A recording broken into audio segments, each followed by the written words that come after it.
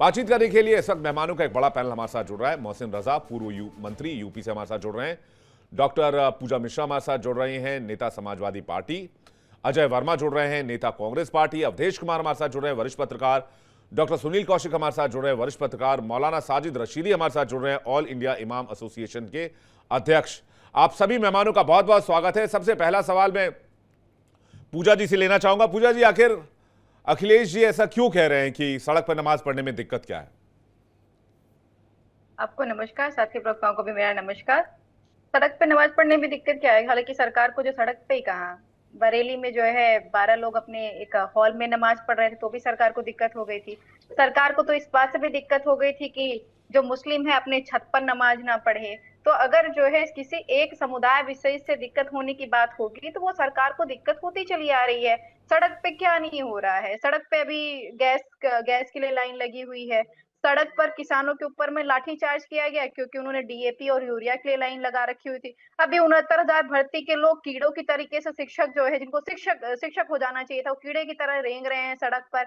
अभी सरकार ने स्वयं जो महिला आरक्षण विधेयक जो एक्ट है उसके नाम पे नौटंकी की थी, और नाम पे नौटंकी इस कदर की कि सड़क जाम करके प्रोटेस्ट कर रहे थे अननेसेसरी का। और उसमें आपने भी वीडियो चलाया होगा जहां पर एक महिला कन्फ्रंट कर रही थी क्योंकि उसको अपनी बच्ची को लेने जाना था। तो इस सरकार ने तय कर रखा हुआ है कि देश की जो मूलभूत समस्याएं हैं उन पर डिस्कशन ना जाए।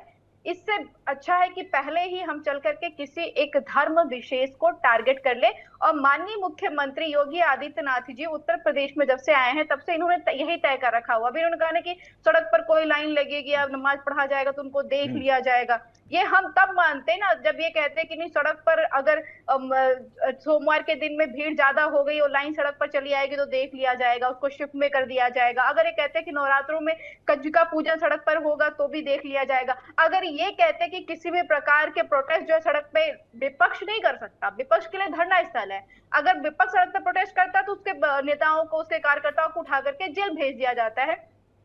सड़क ऐसा लगता है कि माननीय मुख्यमंत्री जी और सरकार की भभूति है। ये इस पे जो भी करना है सिर्फ और सिर्फ सरकार कर सकते हैं। ये चाहे किसी नौटंकी करके प्रोटेस्ट करे, चाहे अपना ये मार्च निकाले, चाहे रैलियां निकाले, ये सिर्फ अधिकार सरकार को, उसके अलावा जो है किसी को अधिकार नहीं है। अगर सरकार की मंशा इतनी ही क्लियर होती तो सरकार, हम भी प्रयागराज में फिर से आएगा माघ मेला, डीएम का बकायदा लेटर आएगा कि यहाँ से लेकर के यहाँ तक रोड बंद 3 दिन के लिए, जितने स्नान आएंगे उतने मोहसिन रजा के पास, मोहसिन रजा से इसका जवाब ले लेते हैं। सरकार जैसे चाहे सड़क का इस्तेमाल कर सकती है, लेकिन मुसलमानों के लिए सड़क का इस्तेमाल नहीं होने देगी क्योंकि इससे उनकी सियासत चलती है। मोहसिन रजा सर। देखिए विवेक जी, समय बदलता है, समय के साथ साथ चीजों की जरूरत बढ़ती है। तो बढ़ती जरूरतों के तहत आम आदमी को परेशानी ना हो तो सभी को लेकर इस तरह की बात की जाती रही है। और जहां तक बात की जाए कि आप सड़कों पर नमाज की बात या रोजा अफ्तार पार्टियों की बात, तो अभी अभी प्रवक्ता बोल रही थी, शायद ये कांग्रेस से ही हैं और इन्होंने नहीं, इनको नहीं पता है। अच्छा, समाजवादी पार्टी की है तो हाँ, तो बात तो एक ही हो गई। कांग्रेस समाजवादी पार्टी तो मेरी नजर में तो दोनों एक ही सिक्के के दो पहलू हैं जी। इन्होंने जिस तरह का माहौल बनाया देश के अंदर, ये जो तुष्टीकरण की राजनीति की बात अभी उनको नहीं पता है क्योंकि बहुत युवा हैं और आगे उनको बढ़ना है। लेकिन मेरा कहना ये, कांग्रेस ने जब सन 74 के आसपास ये जो रोजा अफ्तार पार्टी, तो भाई जब आप इबादत को पार्टी में बदल देंगे तो ये नाम कहां से आया? ये और तो कहीं इसका नाम दिया नहीं जाता है। अब रोजा अफ्तार पार्टी होगी तो साहब वो कांग्रेसी भी कराएंगे, समाजवादी पार्टी के लोग भी कराएंगे, तो रोजा अफ्तार पार्टी नहीं होना चाहिए, ये इबादत है। इबादत के लिए आपने एक व्यवस्था, आपने, अरे बेटा, ए बच्ची, आप चुप, बच्ची थोड़ा सा आप सुन लीजिए बात को, आपको आपका ज्ञानवर्धन हो जाएगा। बच्ची सुन लीजिए बेटा, आप सुन लीजिए, आप बहुत छोटी हैं, आप सुन लीजिए, आपको आगे काम आएगा। आप ठीक है, एक एक करके। पूजा जी वापस आ रहा हूं मैं, पूजा जी वापस आ रहा हूं। मोहसिन रजा देकर पूरा कर ले फिर मैं आ रहा हूं। हाँ, जब सारी चीजें विवेक आपने इस तरह की आधारशिला रखी है तो जनमानस को जब परेशानी होगी तो कोई भी आएगा और ये बात करेगा। तो जब ये बात करेगा तो आप ये कहिएगा कि साहब एक विशेष समुदाय को टारगेट किया जा रहा है, एक मजहब या मुसलमानों को टारगेट किया जा रहा है। लेकिन आपने देखा है, आप भी खूब अच्छी तरह से कवर कर चुके हैं और भी लोग करते रहे हैं। अभी बैठे हैं मौलाना हमारे साजिद रशीद साहब बैठे हैं, वो बताएंगे क्योंकि देखिए, रोड पर नमाज पढ़ना सऊदी अरब में तो आप पढ़ सकते हैं, लेकिन अगर आप यहां रोड पर नमाज पढ़ेंगे, अगर कोई भी हादसा होगा कांग्रेस के दौरान, मैं बताना चाहता हूं कि जब नमाज हो रही थी मुरादाबाद में, वहां पर एक जानवर इंटर कर गया और इतना बड़ा दंगा हो गया कि जिसको लेकर कितने लोग मर गए, सांप्रदायिक दंगा। ये सब कांग्रेस की बनाई हुई कहानियां हैं और कांग्रेस ने उस पर खेल खेला। फिर समाजवादी पार्टी आई, उन्होंने भी उसी को आगे तो बढ़ाने का मुसलमानों काम के नाम किया। पर समाजवादी अयोध्या- पार्टी और कांग्रेस खेल खेलती है सिर्फ सियासत को लेकर, ये आपका कहना है? रशीदी साहब का रिएक्शन ले लूं। पूजा जी एक सेकंड दीजिएगा, मैं अब लौट रहा हूं, सभी गेस्ट का रिएक्शन ले लो फिर मैं लौट रहा हूं। रशीदी जी, क्यों जरूरी है सड़क पर नमाज? नहीं, देखिए, सड़क पर नमाज जरूरी नहीं है। हम शिफ्टों में नमाज पढ़ सकते हैं, इसमें कोई दो राय नहीं है। और हमने कोरोना काल में ऐसा किया भी है। बिल्कुल कोरोना काल में जो नमाजें हुई हैं वो सबको पता है कि शिफ्टों में हुई हैं, बिल्कुल। और बाकायदा मस्जिदों को क्वारंटाइन करके 10-10 करके 20-20 करके नमाजें हुई हैं। तो ये वक्त के अनुसार होता है और होना भी चाहिए। सवाल सबसे बड़ा ये है कि आज समाजवादी पार्टी इस बात को मुसलमानों का मुद्दा क्यों बना रही है। मुसलमान तो नहीं बोल रहा है इसके ऊपर, मुसलमान तो नहीं कह रहा है कि हमें नमाज पढ़नी है और हम जरूर नमाज पढ़ेंगे सड़कों पर। तो समाजवादी क्यों इस पर अड़ी हुई है कि नहीं, मुसलमानों को नमाज पढ़ने से क्या हो जाएगा, अगर नमाज पढ़ लेंगे तो क्या बिगड़ जाएगा। ये समाजवादी का बयान क्यों आ रहा है, इस पर एक सवाल है। मैं समझाना चाहता हूं, बताना चाहता हूं कि समाजवादी पार्टी और कांग्रेस ने जो पिछले 65-70 सालों से मुसलमानों का शोषण किया है और मुसलमानों का सिर्फ वोट बैंक हासिल किया है, वो जो हैंड फ्री दिया है मुसलमानों को, उस हैंड फ्री के नतीजे में ये सारी बातें आ रही हैं। मैं पूजा जी से एक बात पूछना चाहता हूं, यूपी के अंदर मुसलमान 22 से 30% हैं, उनके सिर्फ 4 एमपी हैं, और यादव जो हैं वो 8 से 11% हैं, उनके 5 एमपी हैं, और घर घर के एमपी हैं सारे। दूसरी बात, तीनों सदन, लोकसभा, राज्यसभा, विधानसभा, क्या कोई ऐसा काबिल मुसलमान आपको नहीं मिला जो इन सदनों में कोई नेता बन जाता। आजम खान आज जेल में है, जेल में रहते हुए आपने उनकी बात नहीं मानी और एक आदमी को दिल्ली से बुला के आपने एमपी बना दिया, और आजम खान जिसको एमपी बनाना चाहते थे उसको आपने नहीं बनाया। आप कैसे मुसलमानों के हितैषी, मैं तो नहीं समझ पा रहा हूं। ये सिर्फ मुसलमानों को बेवकूफ बनाने की रणनीति है, राजनीति है। मुसलमान अब समझ गया है, अब हमने एक आह्वान किया है और बहुत सारा समर्थन उसका मिल रहा है हमें बराबर। सड़क मेरे पर पास नमाज फोन पढ़ने आ का रहे हैं। कोई मुद्दा ही नहीं है। मैंने सुनिए, मैंने एक वीडियो डाली थी कि मुसलमान अब समाजवादी को वोट जब देगा जब समाजवादी मुसलमान मुख्यमंत्री बनाने की घोषणा करेगी। अब मुसलमान समझ गया इन तमाम खेलों को। आज ये खेल जो खेल रहे हैं कि नहीं क्या हो जाएगा नमाज पढ़ लेंगे तो ये होता है वो होता है, 10 तरह के उदाहरण दे रहे हैं। भाई मुसलमान नहीं करना चाहता, हम हाथ जोड़ के आपसे अपील करते हैं। मुसलमान करना नहीं चाहता, मुसलमानों का नाम घसीटा जा रहा। अवधेश जी, नहीं देखिए, साजिद रशीदी जी ठीक बोल रहे हैं। मैं ये पूछ रहा हूं कि पूरे देश में मुझे बताइए कि किसी मुसलमान नेता ने आके कहा हो कि हमको सड़क घेर के नमाज पढ़नी है।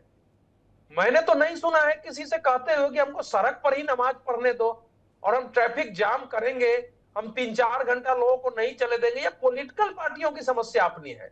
इसका मतलब यह है, देखिए इसके 2 मायने हैं। या तो अखिलेश यादव जी ने पश्चिम बंगाल के चुनाव परिणाम से सबक नहीं लिया, 2022 से तो उन्होंने नहीं लिया, ये समझ में आ रहा था, लेकिन पश्चिम बंगाल के चुनाव से भी सबक नहीं लिया है कि किसी एक समुदाय के पक्ष में अगर कोई सरकार, राजनीतिक पार्टी एक सीमा तक जाती है, उस समुदाय के लोगों के, चाहे वो बदमाशी करे, गुंडागर्दी करे, दादागिरी कर दे, उसको भी समुदाय के नाम पर नजरअंदाज करती है, तो उसके परिणाम रिएक्शन में क्या आते हैं कि 30% मुसलमानों के रहते हुए 100 से नीचे सीटें पर तृणमूल चली गई। तो अगर वो ये स्थिति पैदा कर रहे हैं, उनको लग रहा है कि मुसलमानों के वोट से ही हम जीत जाएंगे, जबकि मुसलमान तो बीजेपी के खिलाफ उनको वोट दे ही रहे थे, हर चुनाव में दिया है उनको। 2014 में भी दिया, 2017 में दिया, 2019 में दिया, 2022 में दिया और 2024 में पूरी दिया ही है।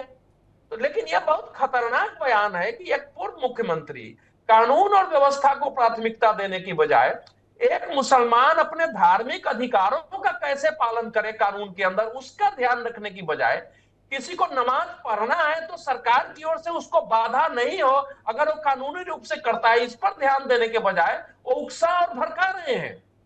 इसका मतलब तो है कि जो फंडामेंटलिस्ट फोर्सेस है मुसलमानों में, उनको भड़का रहे हैं कि आप उठो और सड़क पर नमाज पढ़ो, देखो सरकार क्या करती है, ताकि लाठी गोली चले, लॉ एंड ऑर्डर की समस्या पैदा हो और राज्य में फिर एक नहीं तो अरशद मदनी जैसे लोगों ने तो काम अरशद मदनी जैसे लोगों ने तो काम शुरू कर दिया है। वो कह रहे हैं कि भाई मुसलमानों को निशाना बनाया जा रहा है। नहीं, देखिए ऐसा है, अगर मुसलमानों को निशाना बनाया जा रहा है तो उसके 10-20, अभी पूजा मिश्रा जी भी बैठी हुई थी, उन्होंने स्पेसिफिक एक उदाहरण नहीं दिया। कोई भी सरकार किसी समुदाय को निशाना बनाए, भारतीय संविधान कानून में वो स्वीकार नहीं होगा, न्यायालय उसको रद्द करेगी और सरकार के लिए मुंह दिखाना कठिन हो जाएगा। लेकिन कोई समुदाय किसी समुदाय को केवल उसका वोट चाहिए और नाराज नहीं हो जाए, इसलिए उसको गैर कानूनी और अपने मजहब के बाद का गलत नाम लेकर के और उसको गलत करने की छूट दिया जाए, यह भी कानून और संविधान का उल्लंघन है। तो मुझे नहीं लगता है कि भारत की कोई भी सरकार मुसलमानों के उनके वाजिब अधिकारों से, उनके धार्मिक अधिकारों से वंचित करने के लिए कोई कार्रवाई कर रही है। अभी तक एक भी ऐसे प्रमाण नहीं मिले हैं। लेकिन चूंकि आप अतीक अहमद जैसों को, आप मुख्तार अंसारी को, ऐसे बदमाश को बढ़ा के मुस्लिम नेता बनाते रहे हैं, अगर ऐसे माफियाओं के विरुद्ध कार्रवाई को अगर अखिलेश यादव और कोई कहता है मुसलमानों के माफियाओं के खिलाफ कार्रवाई को मुसलमानों के लिए प्रताड़ित करने वाला बताया जाता है, और कांग्रेस और समाजवादी पार्टी के ऊपर आरोप है कि आप लोग नमाज को लेकर कह रहे हैं। लेकिन अजय वर्मा जी, कांग्रेस पार्टी ने क्या किया मुसलमानों के लिए? यह सवाल रशीदी जी का भी है और अवधेश जी का भी है, मोहसिन रजा साहब का भी है। देखिए विवेक सांडिल्य जी, मेरी आवाज आ रही है? बिल्कुल आ रही है। मैं बहुत दिनों बाद आपके साथ बैठ रहा हूं। बधाई आपको आपके इस नए कार्यक्रम के शुभारंभ की मेरी तरफ से और मेरी बहुत पार्टी। शुक्रिया, धन्यवाद। आगे भी आपसे मिलने की इच्छा रहेगी। पिछले कई चैनलों पे आप मेरे साथ रहते थे, आप अच्छे एंकर हैं, युवा हैं, आगे बढ़िए, हमारी ईश्वर से, अल्लाह से यही प्रार्थना। और मैं मोहसिन रजा साहब को साथ देख रहा हूँ, पता नहीं आजकल ये सऊदीया चले गए या विदेश चले गए हैं। जब ये मंत्री थे तो बीजेपी ने इनको यूज एंड थ्रो करा। मुझे लास्ट एक शादी में मिले थे कई साल पहले, उसके बाद नजर ही नहीं आते हैं। आज चेहरा, आज इनका यहाँ माशाल्लाह दिख गया, खूबसूरत चांद सा चेहरा। बधाई कि मोहसिन साहब दोबारा रजा साहब दिखाई दे रहे हैं, वरना तो बीजेपी यूज करती है, थ्रो कर देती है, जैसे इनको साथ किया है। मंत्री बनाया, हटा दिया और पता नहीं कहाँ भेज दिया। आजकल दिखते नहीं है पब्लिक को। खैर, हमारे व्यक्तिगत जानकारी इसलिए कह रहे हैं, वरना नहीं करनी चाहिए। रहा सवाल हिंदू मुस्लिम का, अभी आप मस्जिदों की संख्या दिखा रहे थे। आपको पता होनी चाहिए, संसार में 196 कंट्री हैं और भारत सबसे कर्जदार देश बन चुका है। उसकी मुद्रा सबसे नीचे गिर चुकी है, $100 के पार जाने वाला, वो मुद्दा भी अलग है। 97 मुस्लिम डोमिनेटेड कंट्री है, 57 मुस्लिम ऑर्गेनाइजेशन संघ बना हुआ है। इस्लाम लागू है, संख्या अगर उनकी देखें उस हिसाब से तो बहुत कम मस्जिदों की संख्या है अगर देखी जाए। आप अगर हिंदुस्तान में हैं तो भारत के संविधान को आप नहीं मानते तो इसे हिंदू राष्ट्र घोषित कर दीजिए और यहाँ बैन लगा दीजिए। मैं ये कहना चाहता हूँ, आपकी तो सत्ता है, पावर है, समर्थ है, ताकत है, ईडी है, सीबीआई है, आईटी है, एसआईआर है, इनकम टैक्स है, संविधान है, संसद है, पार्लियामेंट है, सड़क है, जहाज है, रेलवे है, अडानी है, अंबानी। तो भारत को आप हिंदू मुस्लिम सिख ईसाई बौद्ध पारसी को भारत का संविधान अनुमति देता है, वो यहाँ मिल नहीं रही है। यहाँ पर संवैधानिक हत्या हो रही है, लोकतंत्र की हत्या हो रही है। तो सरकार से मेरा अनुरोध है, मोहसिन रजा साहब से अनुरोध है कि हिंदू राष्ट्र घोषित करवा दें इसे, ताकि पता चले जैसे 57 मुस्लिम कंट्री, मुस्लिम राष्ट्र, इस्लाम लागू है तो इस भारत का कुछ कल्याण हो जाएगा। एक डर दिखाया जाता है कि सब 85% लोग, 15% लोग 85% को खत्म कर देंगे, मार देंगे। क्योंकि बेसिकली क्या है विवेक सांडिल्य जी, ये इनका पॉलिटिकल वेंडेटा, पॉलिटिकल एजेंडा और इनका नया पाठ्यक्रम है। जब से आए हैं हिंदू मुस्लिम पाकिस्तान, हिंदुस्तान शमशान कब्रिस्तान, और इनका विशेष एजेंडा है नवीन पाठ्यक्रम। अभी जनरल असीम वकार, असीम मुनीर, कुछ भी कह लो उसे, पाकिस्तान वाला, उसके बिना कोई एजेंडा चलता नहीं है। अब प्रधानमंत्री साहब से मेरा अनुरोध है कि दूसरों से अपील करते हैं, कुछ 5 कंट्री घूम रहे हैं, दूसरों से सोना ना खरीदने की अपील करते हैं, तेल ना खर्च करने की। इनके मंत्री, आज बिहार के मंत्री देखो कितना बड़ा काफिला लिए घूम रहे हैं, और कई मंत्री इनके मतलब आप अजय जी, आप ये कह रहे हैं कि प्रधानमंत्री घर बैठ जाएं और मुसलमान सड़क पर नमाज पढ़ें? प्रधानमंत्री अपने घर बैठ जाएं और मुसलमानों को सड़क पर नमाज पढ़ने की अनुमति दी जानी चाहिए? कह रहा हूं विवेक जी, भारत में संविधान सबके लिए समान है बाबा साहब का संविधान। अच्छा। गॉडसे के संविधान की तो मुझे पता नहीं कि वो सबके लिए है या नहीं है, लेकिन बाबा साहब का समान, सबको फ्रीडम ऑफ स्पीच, नहीं फ्रीडम तो ऑफ संविधान में भी इस बात का उल्लेख नहीं है ना कि सड़क पर नमाज पढ़ सकते हैं, सड़क पर कोई धार्मिक आयोजन कर सकते हैं। नहीं, अब ये तो सरकार तय करे क्या करना है, मोहसिन रजा साहब बताएंगे। ठीक है, ये तो ये जाने तो बता, ठीक है, पूछ लेते हैं उन्हीं से। धर्म मोहसिन गुरु रजा भी साहब है। बता ही दीजिए आप। ये ऐसा है विवेक जी, मैं अवधेश जी इसके बाद तुरंत ये आपके पास आ रहा हूं। सारा- अवधेश जी एक सेकंड दीजिएगा। अवधेश जी ये एक सेकंड। सारा के सारा बीमारी, हाँ। ये देश में जो आप देख रहे हैं, जिस बीमारी को या गंदगी को साफ करने का काम आज भारतीय जनता पार्टी कर रही है राष्ट्र हित में, वो इसलिए कर रही है क्योंकि इन्होंने, कांग्रेस ने उसको ये माहौल में पहुंचाने का काम किया। अभी अवधेश जी ने कहा कि मुख्यमंत्री को ऐसा नहीं बोलना चाहिए था और ऐसा नहीं कहना चाहिए था। तो अवधेश जी, मैं आपको बताऊं, आप तो बड़े वरिष्ठ पत्रकार हैं, आपने देखा था किस तरह से बिकाऊ मौलवी जो कांग्रेस और समाजवादी पार्टी और बहुजन समाज पार्टी के मंच पर कबड्डी खेलते हैं, जब सरकारें गिराते हो बनाने की बात आती थी, वोट मांगने के लिए शाही इमाम वोट मांग रहे हैं, तो यहाँ कोई इमाम वोट मांग रहे हैं, उनके मंच पर कोई इमाम वोट मांग रहे हैं, तो ये मुसलमानों के ठेकेदार मौलवी जो इन्होंने पाल रखे थे, आपने देखा नहीं क्या बरेली में किया तमाशा। बरेली में इनोसेंट बच्चों को निकलवाया किसने? ये सरकार ने निकाला था। सरकार ने कार्रवाई क्यों की? सरकार को कार्रवाई करना पड़ी और याद दिलाना पड़ा कि ऐसे लोगों से भी सतर्क रहना होगा, क्योंकि ये आम मुसलमानों को भी खड़ा करते हैं सड़क पर लाठी डंडा खाने के लिए और खुद अपना मेवा खाते हैं बैठकर। रोजा अफ्तार पार्टी में खजूर खाकर खुद जाते हैं, गुठली इनकी जेब में डाल जाते हैं। तो ये कांग्रेस, समाजवादी पार्टी, ये सब जुगलबंदी की सरकारें चली और ये उन्हीं की देन है जो आज कांग्रेस ने जितना गंदगी फैलाई है देश के अंदर, ये सारी सफाई करने का काम खाली भारतीय जनता पार्टी के हिस्से आया है। और हम आज 12 साल से आदरणीय मोदी जी के नेतृत्व में सरकार चला रहे हैं। आप आज महंगाई की बात करें, आज आप इसकी बात करें, आप आज उसकी बात करें। अरे 60 वर्षों में आपने कहां खड़ा किया देश को, और आज 60 वर्षों के बाद 12 वर्षों में देश कहां पहुंच गया है ये पता भी है आपको? आप ये रो रहे हैं रोना क्योंकि आपकी दुकानें बंद हो गई हैं। आम आदमी के लिए काम हो रहा है, आम हिंदुस्तानी भारतीय के लिए काम हो रहा है। और एक बात कांग्रेस के प्रवक्ता बोल रहे थे कि हिंदू राष्ट्र घोषित कर दें। आपको अपने को हिंदू कहने में शर्म आती होगी, लेकिन यहां हिंदू राष्ट्र है ये, क्योंकि सबसे बहुसंख्यक ज्यादा हिंदुस्तान में रहते हैं, तो ये हिंदू राष्ट्र। लेकिन क्या ये मुमकिन नहीं, सम्मान मिलता है। मैं एक सेकंड पूछा जी, एक सेकंड, क्या ये मुमकिन नहीं है कि प्रशासन ठीक है इंतजाम कर दे कि भाई इस रूट पर डाइवर्जन रहेगा, क्योंकि इस रूट को आज 8 घंटे के लिए, 6 घंटे के लिए ब्लॉक किया गया है, या फिर इसका जैसे दूसरे आयोजन में भी होता है? मोहसिन रजा जी और बताना चाहता हूं विवेक जी, एक मिनट सिर्फ एक मिनट बोलिए। मेरा कहना यह है कि उन्होंने कहा कि नमाज से तो कोई आपत्ति नहीं है। क्या माननीय मुख्यमंत्री ने ऐसी कोई बात कही? उन्होंने कहा मुझे नमाज से आपत्ति नहीं। अभी हमारे मौलाना साहब बैठे हैं, साजिद रशीद साहब, उन्होंने कहा कि हम लोग शिफ्टिंग में पढ़ लेंगे। पढ़ना चाहिए, पहले भी सड़कों किया को हुआ है। बाधित नहीं करना चाहिए। अभी बकरीद की नमाज होगी तो जहां पर व्यवस्था सरकार को देना है वहां व्यवस्था देगी। अब आप जानवर सड़क पर काटिए, ये व्यवस्था तो सरकार ने नहीं दी है ना कि सड़क पर आप अराजक माहौल नहीं बनाने देंगे। जी बिल्कुल, अराजक माहौल नहीं बनाने देंगे। अवधेश जी कुछ कह रहे थे, उसका पूजा जी आपके पास आ रहा हूं। अवधेश जी कुछ कह रहे थे बीच में। अवधेश जी, मुझे जो है 3 बातें करनी है। पहली बात है कि अगर मुसलमानों को किसी विशेष उत्सव में बाहर भी नमाज पढ़ना है तो उसका तरीका है कि अगर वो पहले से परमिशन लेते हैं तो परमिशन दिया जाता है। कोई भी धार्मिक आयोजन हो, राजनीतिक आयोजन हो, आप परमिशन लेते हैं और परमिशन लेने के बाद वहां की स्थिति देख के परमिशन दिया जाता है। ये नॉर्मल प्रोसेस है। दूसरा, मैं अनेक मस्जिदों में नमाज के सामने गया हूं, आज भी जाता हूं मित्रों के साथ, और मैंने देखा है भीड़ रहती है तो पहले जितने लोग आ जाते हैं वो पढ़ते हैं, फिर वो निकलते हैं, फिर दूसरे लोग पढ़ते हैं, और शुक्रवार को तो ये चलता रहता है जुम्मे के दिन। मैं जहां से भी बात कर रहा हूं पार्लियामेंट के पास, यही मीना बाग में अजय वर्मा भी जानते हैं, आप आके देख लीजिए, शुक्रवार को लगभग वो 10-11 बजे से लेकर के और शाम को 3-4 बजे तक शिफ्ट में लोग नमाज पढ़ते रहते हैं। किसी को आपत्ति नहीं है, वहां कोई नहीं कहता है कि हमको सड़क पर नमाज पढ़ने दो। हम सब, और देश के एलिट मुसलमान उसमें पढ़ने आते हैं, सब दूर दूर से लोग आते हैं यहाँ, जो भी बड़े बड़े नेता हैं, ब्यूरोक्रेट्स हैं। पूजा जी ये कह रही थी सड़क पर और भी आयोजन होते हैं।